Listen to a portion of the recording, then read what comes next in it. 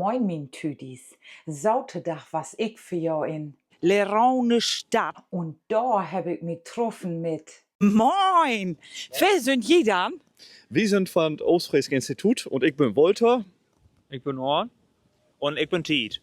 Junge, und was mag je so? Mein Mann, der ist ja gespannt als ein Flitzeboog, ne? Aber nun laut wie der Bohr am Platzen, oder? Noch nicht so hell, aber.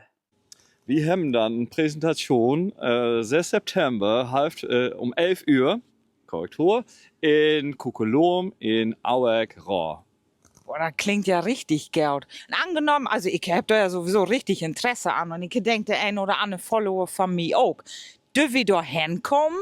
Von selbst, alle sind wir willkommen. Ehrlich, da kann jeder so hin. Alle sind willkommen. Also, ihr könnt alle vorbeikommen und so und bringen auch Freunde mit und so, das ist all gut.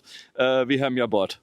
Ja, super, dann bin ich auch mal damit bei. Und wenn je nur auch so richtig gespannt sind, als mein Mann, weiten willen, warum das hier geht, tja, dann muss je Sauterdag um 11 Uhr in Kokolorium in Aue gewesen, wa?